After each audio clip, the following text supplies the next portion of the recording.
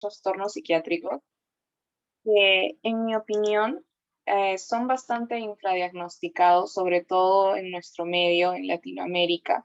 Ustedes saben que la salud mental, si bien el impacto que ésta tiene y la importancia que ésta deja en las personas ha ido incrementando en los últimos años, todavía no es totalmente considerada como debería ser.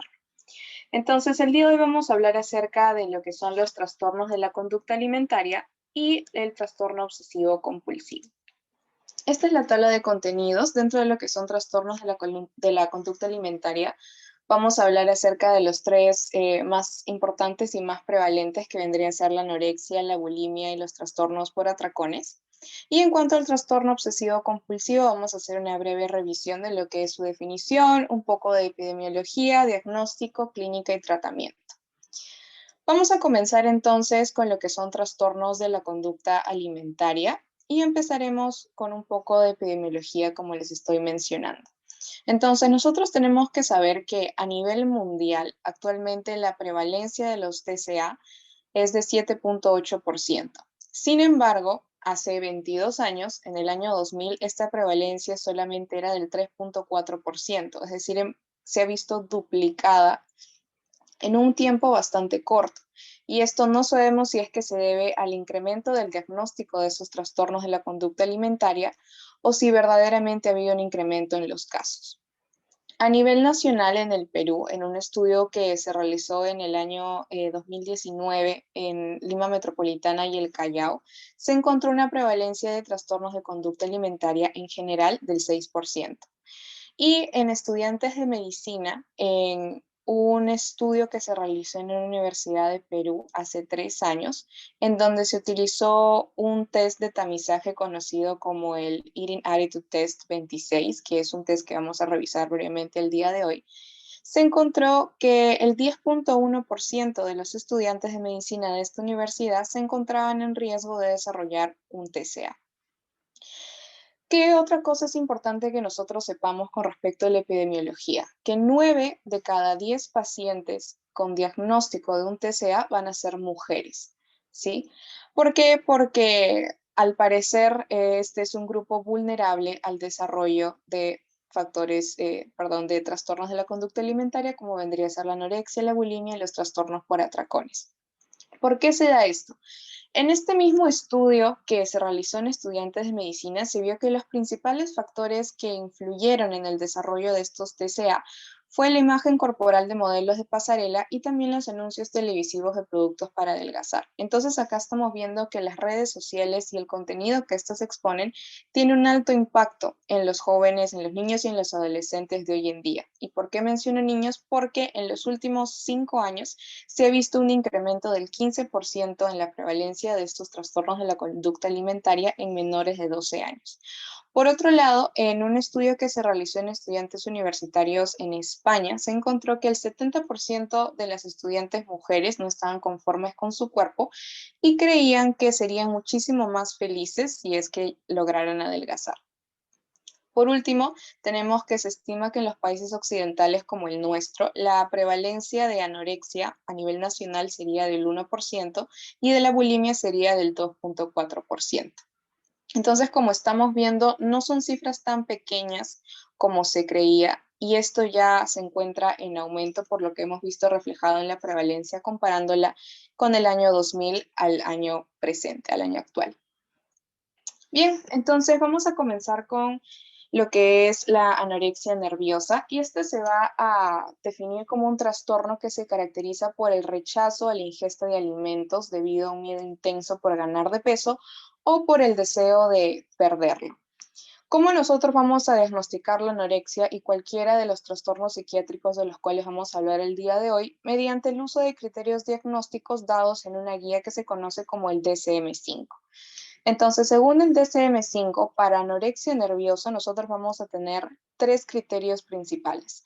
En primer lugar, tiene que existir una restricción de la ingesta energética, la cual tiene que conducir a la pérdida de peso corporal y a un peso corporal significativamente bajo, es decir, por debajo de rangos normales.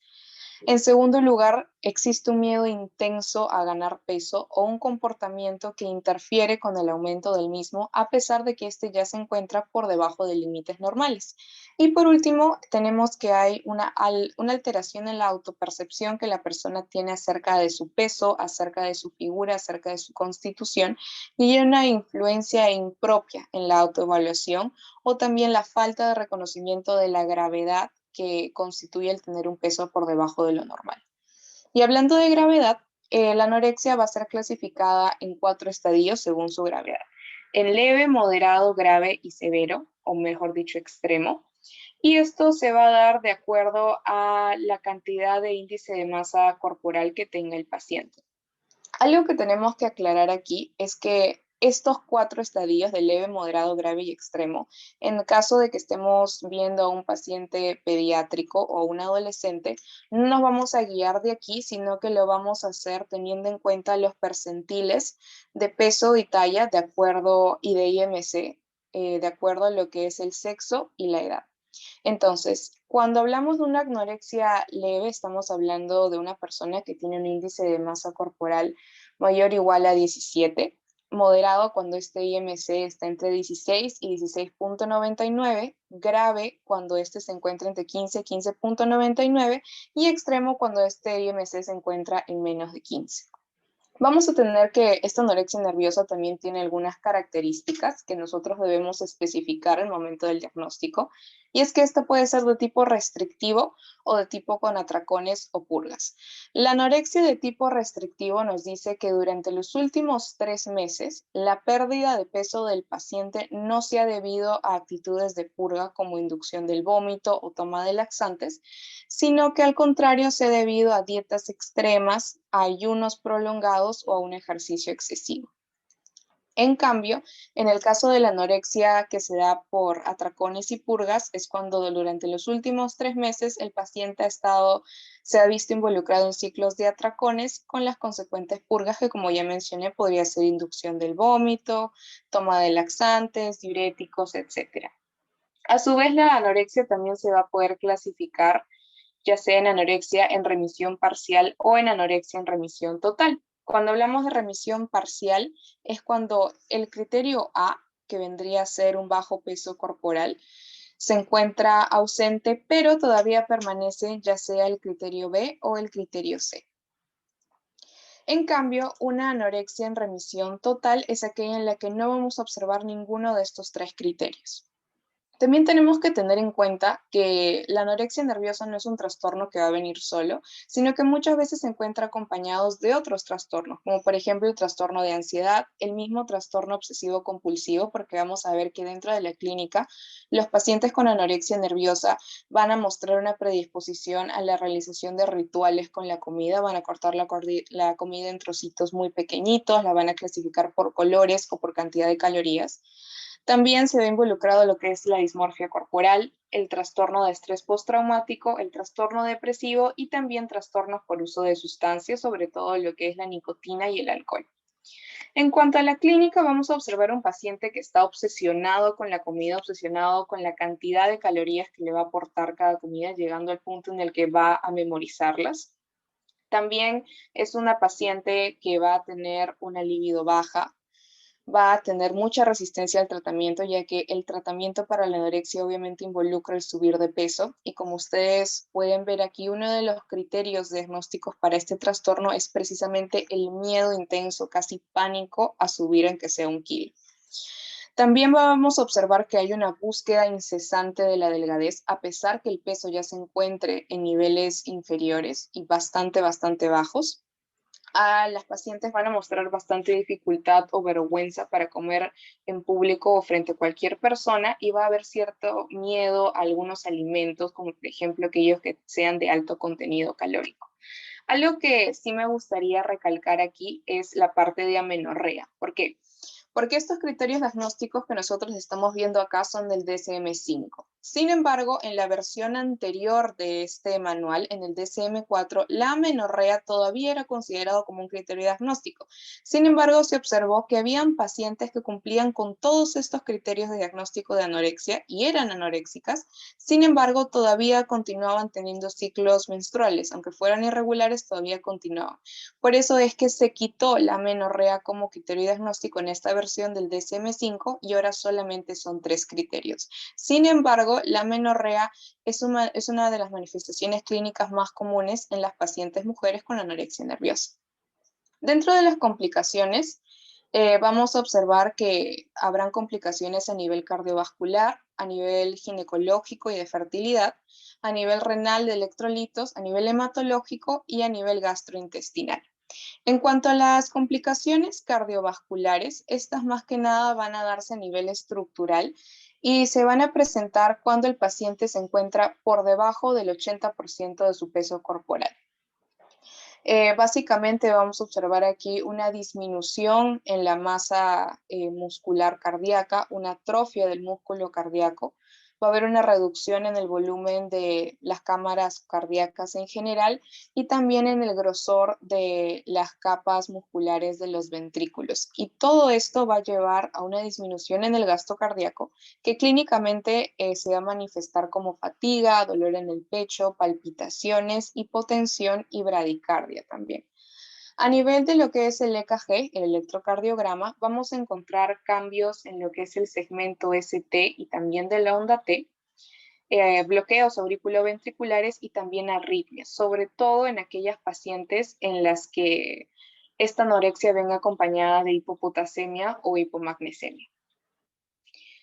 También se ha visto que en pacientes con diagnóstico de anorexia nerviosa hay un incremento en la incidencia de arritmias ventriculares malignas, sobre todo la de tipo torsades de Point.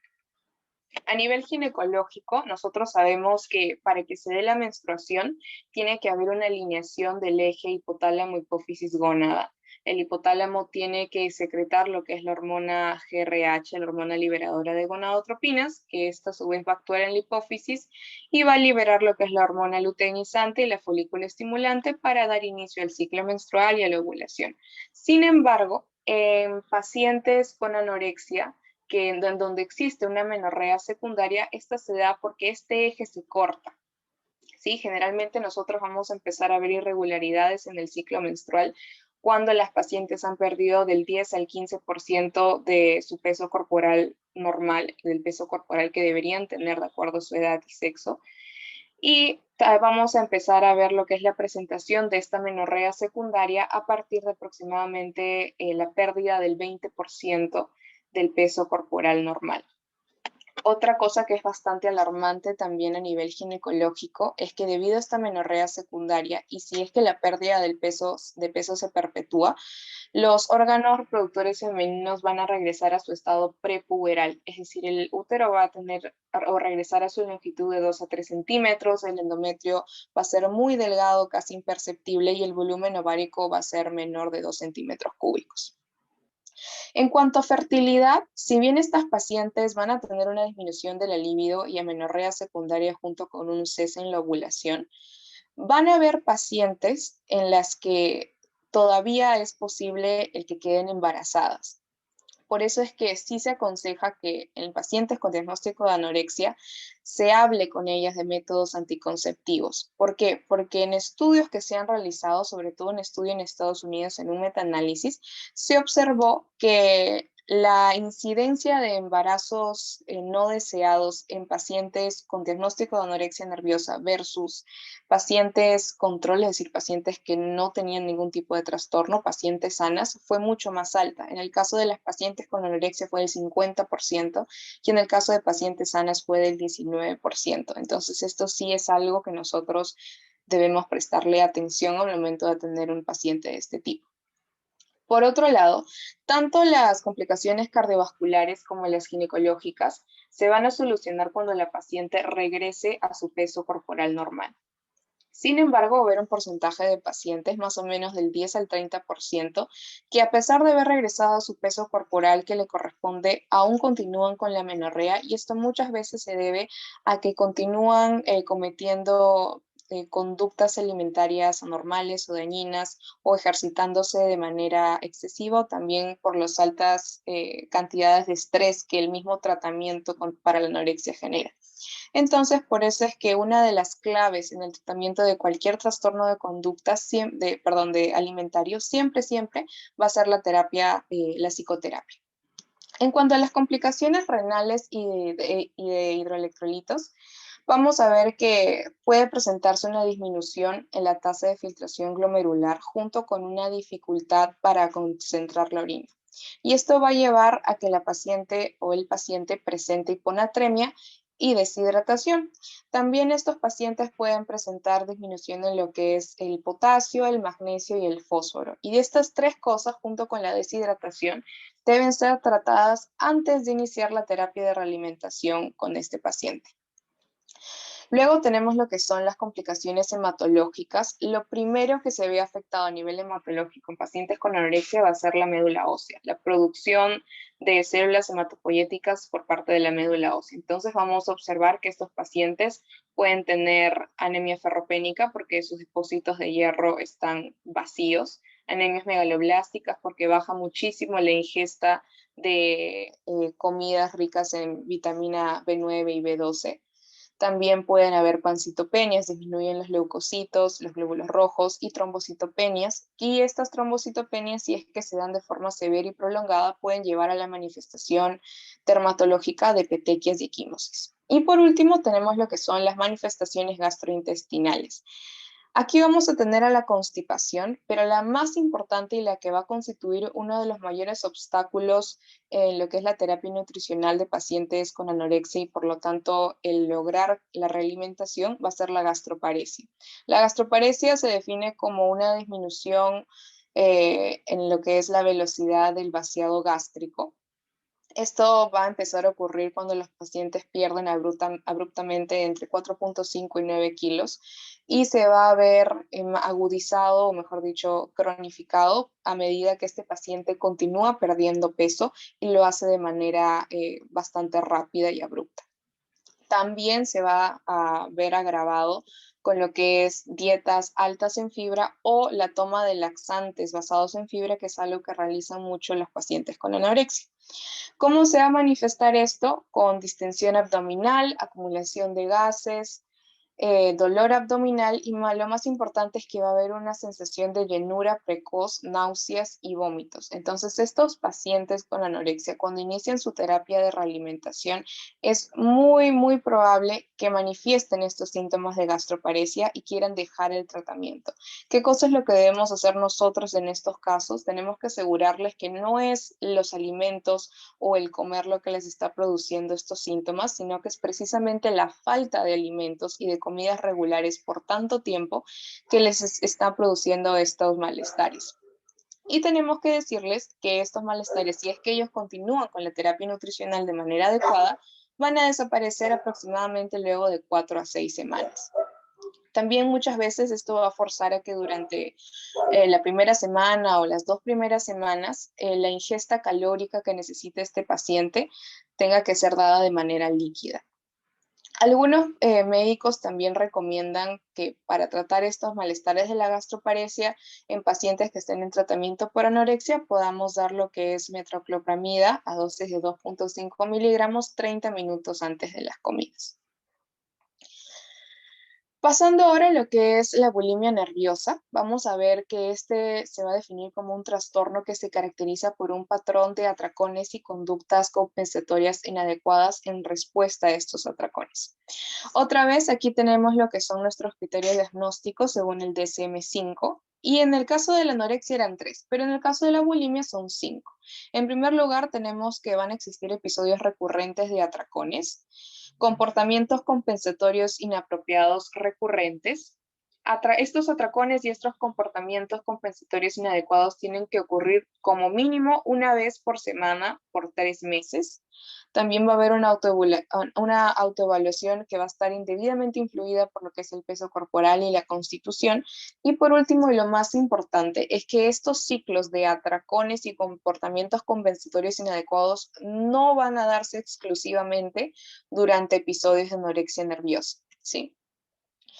Las características que va a tener esta bulimia puede ser en remisión parcial o en remisión total, y el concepto de remisión parcial y total es bastante parecido al que vimos en anorexia. La bulimia en remisión parcial es aquella en la que algunos de estos criterios diagnósticos no han estado presentes por algún tiempo, y la remisión total es cuando ninguno de estos ha estado presente por un tiempo continuo.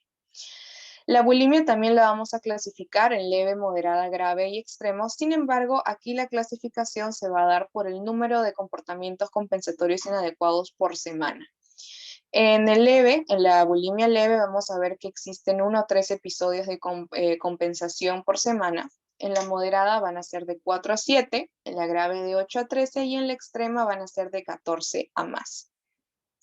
Esta bulimia también se va a encontrar asociada a otros trastornos psiquiátricos, como lo son los trastornos depresivos, los trastornos por ansiedad, también los trastornos relacionados al uso de sustancias, trastornos por estrés postraumático y trastornos de disforia premenstrual. Algo muy importante y que va a caracterizar a los pacientes con bulimia nerviosa de forma clínica va a ser esta secuencia prototípica, o si quieren también la pueden denominar triada, que va a iniciar con lo que es una restricción calórica extrema. El paciente o la paciente va a intentar con todas sus fuerzas no comer, va a ir en ayunos prolongados, hasta que en un momento salta, pierde el control y empieza a comer todo lo que encuentra. Y estos son los denominados atracones. Sin embargo, luego de que estos atracones suceden, viene lo que es la culpa y por lo tanto el querer realizar una compensación por todo el alimento que se acaba de consumir, y aquí es que entran lo que son los comportamientos compensatorios inadecuados, que en la mayoría de los casos son vómitos autoinducidos. Otra cosa que va a ser muy importante en la clínica de la bulimia nerviosa y que la va a diferenciar también de la anorexia es que los pacientes con bulimia no tienen un índice de masa corporal o un peso debajo de los límites inferiores normales, sino que este peso va a estar dentro de los rangos normales o incluso muchas veces va a estar por encima, y vamos a encontrar pacientes que son obesos o que tienen sobrepeso. También va a haber una gran desregulación emocional con un gran contenido de emociones de polaridad negativa, por ejemplo, tristeza, angustia, ira. Vamos a encontrar que en este tipo de pacientes hay una deficiencia en cuanto a lo que son las funciones ejecutivas, sobre todo al momento de lo que es la toma de decisiones. También vamos a encontrar aquí las autolesiones. En la anorexia también encontramos que los pacientes se autolesionan. Sin embargo, en la bulimia este porcentaje es mucho más alto. El porcentaje de autolesiones en bulimia es más o menos un 33% y en los pacientes con anorexia es de 22% más o menos. Y también en pacientes con bulimia podemos encontrar síntomas disociativos como son la despersonalización y la desrealización. La despersonalización es cuando el paciente siente que no está conectado consigo mismo, con su cuerpo, y la desrealización es cuando el paciente siente que no está conectado con su entorno.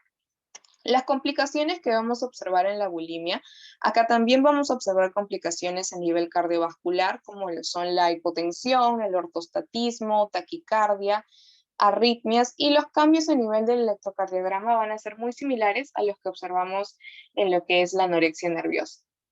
A nivel de lo que es los riñones y electrolitos, vamos a observar también deshidratación, vamos a observar hiponatremia, pero algo muy importante es que acá vamos a observar una hipocloremia. ¿Por qué? Porque el paciente se autoinduce el vómito o también toma bastantes laxantes y tiene diarreas crónicas, entonces se pierde mucho de este electrolito del cloro, y esta hipocloremia crónica puede llevar a lo que es el desarrollo de alcalosis metabólica. A nivel gastrointestinal, todas las complicaciones se van a ver relacionadas a lo que es la autoinducción del vómito. Vamos a observar las glándulas parótidas y submandibulares hipertrofiadas. vamos a ver que estos son pacientes que ya tienen el esfínter esofágico inferior dañado, entonces hay bastante presencia de reflujo gastroesofágico, reflujo laringio. También puede haber lo que es un hilio paralítico debido a hipocalemia, niveles de potasio por debajo de 3,5. Pero hay dos síndromes que van a resaltar y que creo que son complicaciones que llevan ya a emergencias, que vendría a ser el síndrome de Mallory-Weiss y el síndrome de Boerhaave. El síndrome de Mallory-Weiss se va a dar debido a la continuidad de vómitos provocados violentos y abruptos, que lo que van a hacer es laceraciones longitudinales a nivel de la mucosa esofágica, y esto se va a manifestar como vómitos con contenido alimentario acompañados de sangre rojo brillante. Si es que estos vómitos violentos y autoinducidos continúan, este síndrome de Mallory-Weiss va a dar origen al síndrome de Boerhaave, que básicamente es la ruptura completa y total de la pared esofágica, que ya constituiría una emergencia quirúrgica. A nivel odontológico, vamos a observar que el esmalte dental se encuentra erosionado debido también a los vómitos continuos. Y a nivel de las manos, nosotros vamos a encontrar un signo que es bastante característico, que se conoce como signo de Russell. Este signo de Russell constituye la presencia de cicatrices o también de callos a nivel del dorso de las manos, debido a que los pacientes van a introducirse los dedos a la boca para poder autoinducirse el vómito. Y este también, autoinducción del vómito, va a llevar a una desaparición casi total del reflejo nauseoso. Algo que sí me gustaría resaltar es que en diversos estudios se ha visto que la bulimia nerviosa va a incrementar la probabilidad de desarrollo de diabetes mellitus tipo 2 en 3 veces más que la población sin este trastorno. Bien, y por último, dentro de lo que es trastornos de la conducta alimentaria, vamos a ver lo que son trastornos por atracones. Este va a ser caracterizado por atracones, como bien lo dice su nombre, pero que a diferencia de la bulimia, no van a estar acompañados de una conducta compensatoria inadecuada. Aquí también, según el DSM-5, vamos a tener 5 criterios diagnósticos. En primer lugar, episodios recurrentes de atracones, y que estos atracones se asocien a 3 o más de estas características. Que el paciente coma más rápido de lo normal, que coma hasta sentirse desagradablemente lleno, que coma grandes cantidades de alimentos aun cuando no siente hambre, y que coma solamente debido a la vergüenza que siente por la cantidad de comida que esté ingiriendo. Ya lo que va a caracterizar el trastorno por atracones es que luego que estos atracones ocurren, el paciente va a sentir un malestar bastante intenso. Estos deben suceder al menos una vez por semana por 3 meses y no se van a asociar a comportamientos compensatorios, esto es clave para diferenciarlo de la bulimia, y tampoco van a ocurrir exclusivamente durante episodios de anorexia o bulimia. Aquí también vamos a tener que puede ser de tipo de remisión parcial o remisión total. Igual la remisión parcial es cuando algunos de estos criterios van a estar ausentes por un tiempo continuo, y en remisión total es cuando ninguno de estos criterios está presente por un tiempo continuo.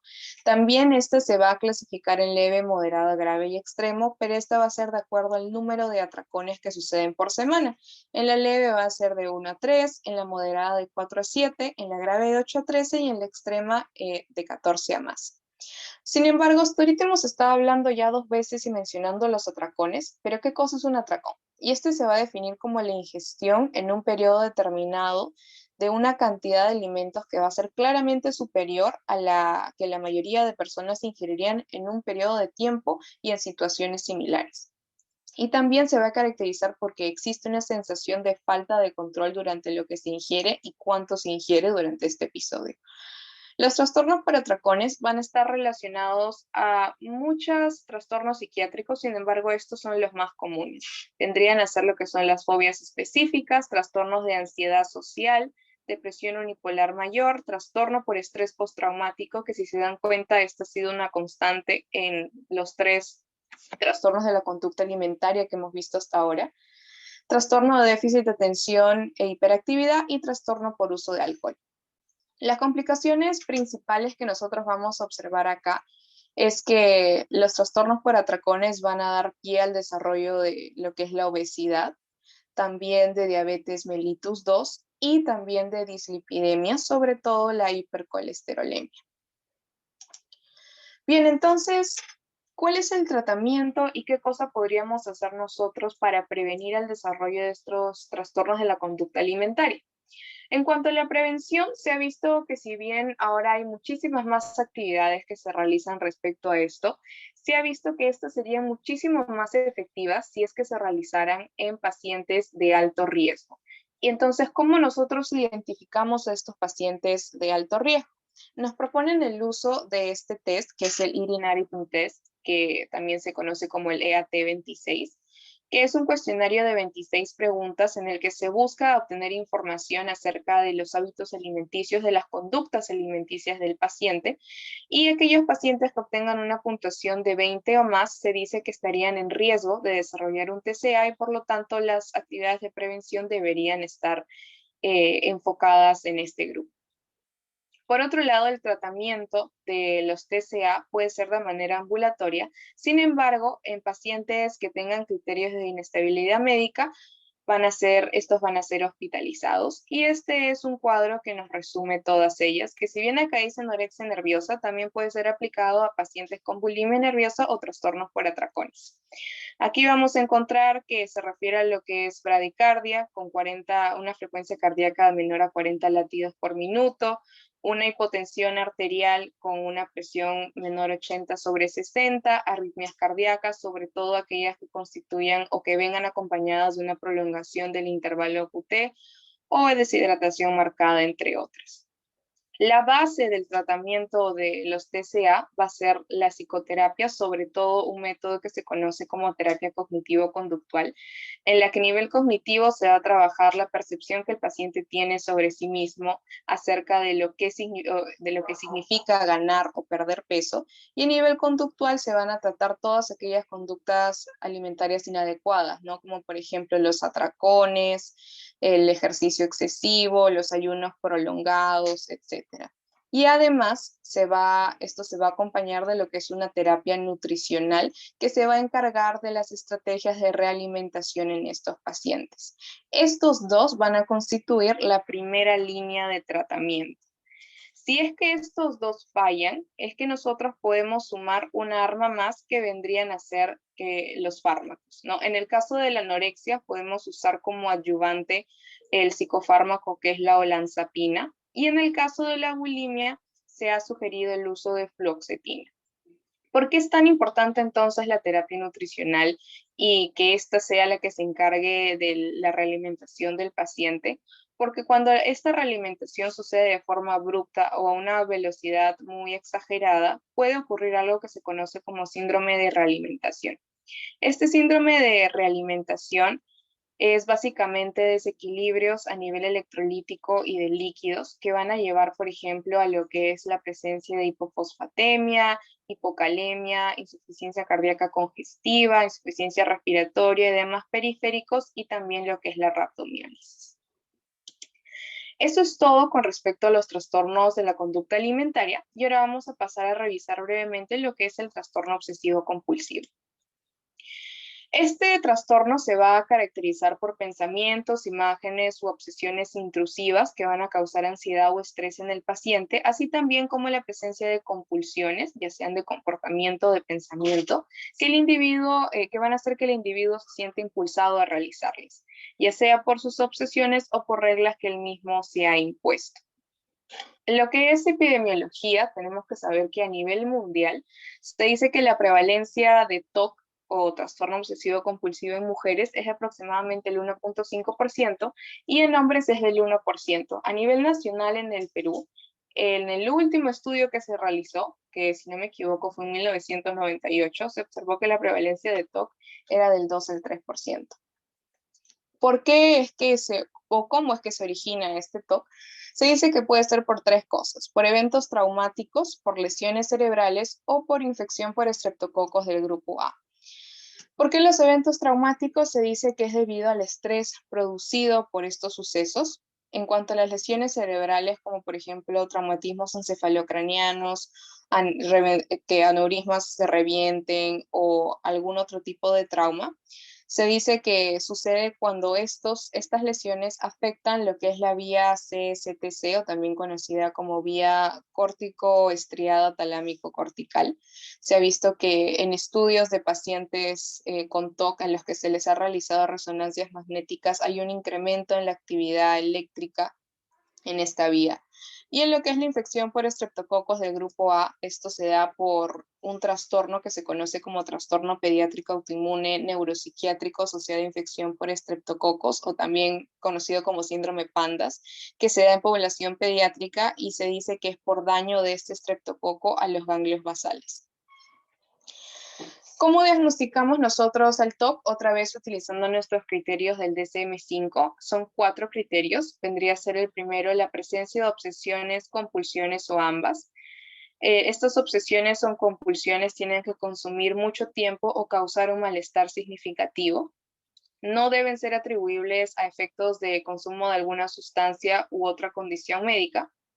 Y por último, estos síntomas, esta alteración, no se va a explicar mejor por síntomas de algún otro trastorno mental, como por ejemplo trastorno de ansiedad generalizada, trastorno dismórfico corporal, trastorno de acumulación, tricotilomanía, que básicamente es jalarse el pelo constantemente, trastorno de escoriación, que también se conoce como skin pricking, que es cuando los pacientes se rascan constantemente la piel hasta sangrar, trastorno del movimiento estereotipado, trastornos de la conducta alimentaria, etc.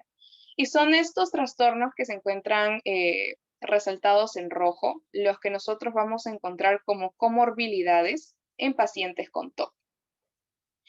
¿Qué cosas son entonces las obsesiones y qué cosas son las compulsiones? Las obsesiones van a ser pensamientos, imágenes o urgencias repetitivas y persistentes que no van a ser placenteras y tampoco voluntarias y que por tanto van a causar una gran cantidad de estrés y ansiedad al paciente, quien va a intentar suprimirlas o evitarlas realizando una compulsión. ¿Y qué cosas son las compulsiones? Van a ser comportamientos o actos mentales que van a estar ligados a lo que son obsesiones o a reglas que el paciente se ha impuesto a sí mismo y que cree que deben cumplirse rígidamente y que tienen como objetivo disminuir el estrés y la ansiedad ocasionado por las obsesiones o evitar que ocurra algún evento adverso, como por ejemplo que se muera algún familiar o alguien a quien quieren. Sin embargo, estas compulsiones van a estar nada relacionadas a estas obsesiones. Por ejemplo, ordeno las cosas de manera simétrica porque no quiero que alguien se muera, o van a estar extremadamente relacionadas. Por ejemplo, tengo miedo de enfermarme, no quiero enfermarme, entonces me baño a cada hora del día. Estas compulsiones tampoco van a ser placenteras, sin embargo pueden traer cierto grado de alivio, debido a que, como ya mencionamos, tienen por objetivo disminuir el estrés y la ansiedad ocasionado por las obsesiones.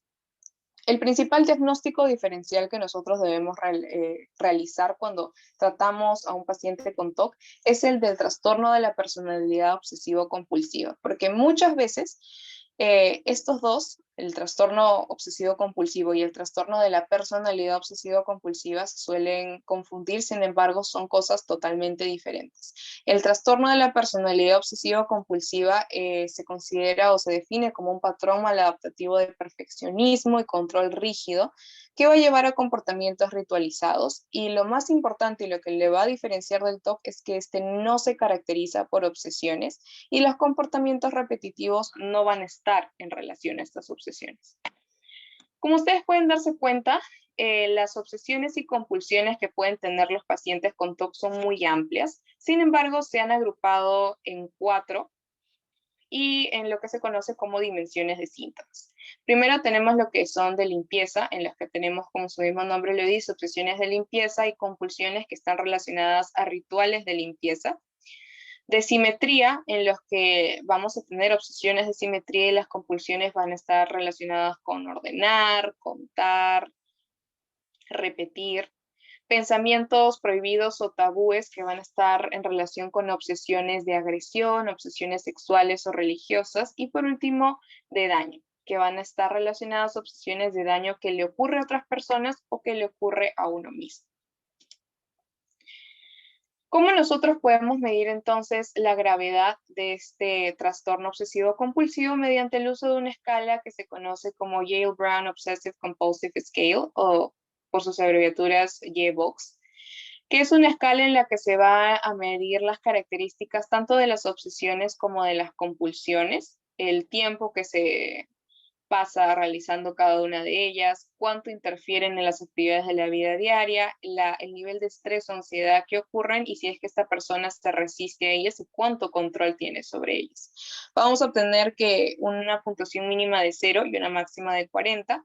De 0 a 7 puntos diremos que este TOC es subclínico, de 8 a 15 puntos que es leve, de 16 a 23 que es moderado, de 24 a 31 que es severo y de 32 a 40 que es extremo.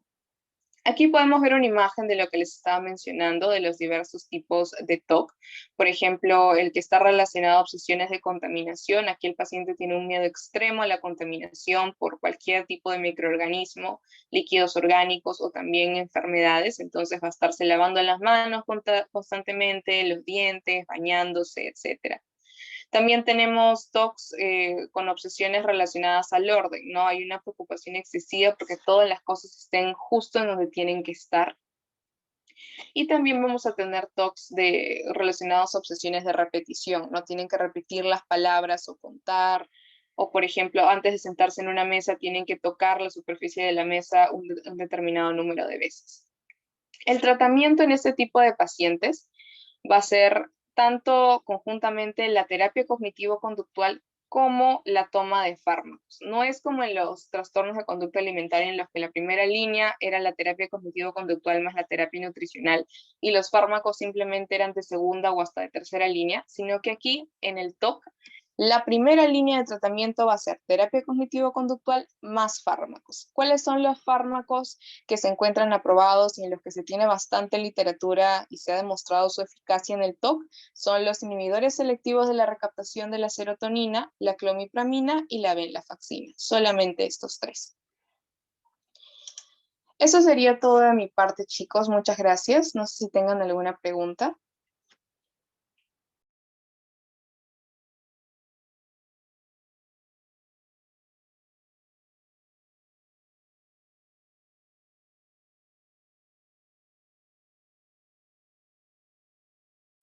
Alejandra, muchas gracias por parte de Scorp y CPA. Estamos agradecidas por una gran ponencia que nos has dado y completa. Ahora entraríamos a lo que es el bloque de preguntas, así que chicos, si tuvieran alguna duda, no duden en ponerla en el chat. Este es un espacio seguro. Hay que dar unos minutitos.